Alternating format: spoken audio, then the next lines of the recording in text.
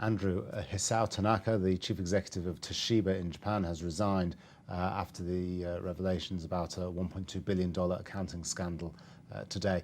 This sounds a lot like Olympus all over again. A few years back it was Olympus, a slightly bigger $1.7 billion accounting scandal there. Do we think this is the same thing? It looks very similar, and this is what was going to raise questions, I think, about other Japanese companies potentially.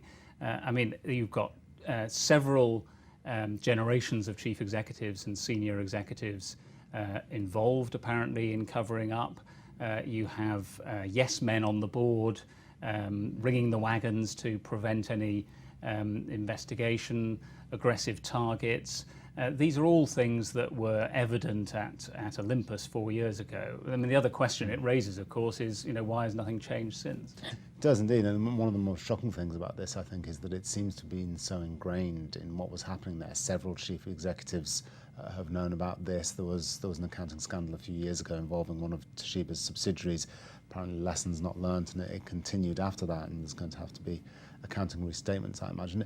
It sounds like it's the kind of thing possibly ingrained in the culture there, and it's difficult to escape the question, I suppose, of whether this is something unique to Japan or whether this is something wider. Well, I'm doubtful about that. I mean, I think actually what we're looking at is the kind of scandal that has happened and will undoubtedly happen again in other companies. I mean, aggressive targets, we're not unfamiliar with those both before and since the financial crisis. Cover-ups, which are then exposed by a crisis, in this case, both the economic crash and the earthquake in Japan. I mean, these are things that were common in other companies, WorldCom being an example in the States going back a few years now.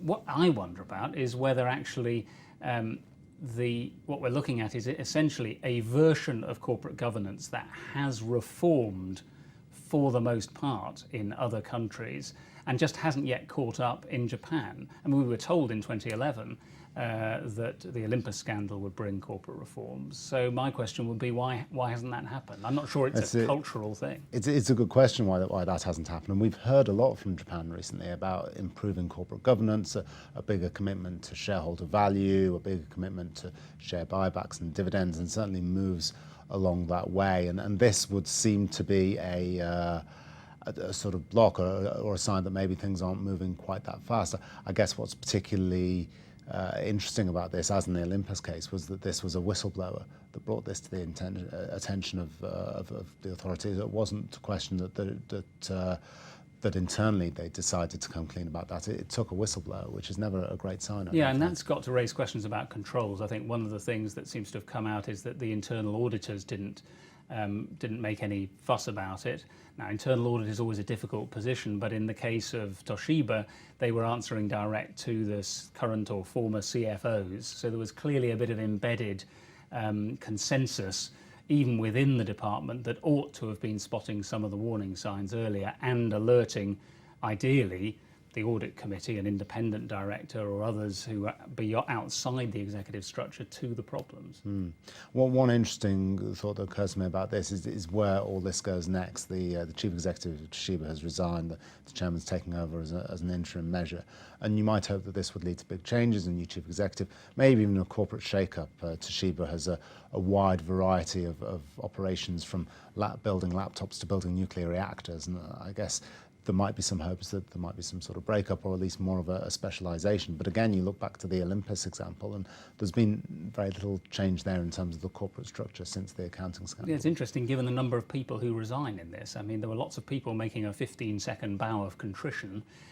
Is that going to be enough to shake up a wider culture? I mean, one other irony that I noted is that back in the 1980s, when we didn't really talk much about corporate culture, the West discovered corporate culture because they studied successful Japanese companies and admired the way that they had shared values and decided that that kind of close-knit operation was good for business. I just wonder whether over the last 20, 30 years that very closeness has come back to bite the companies that were once so admired. Yes, perhaps a weakness in that structure that was so admired by the Western companies, as you mentioned.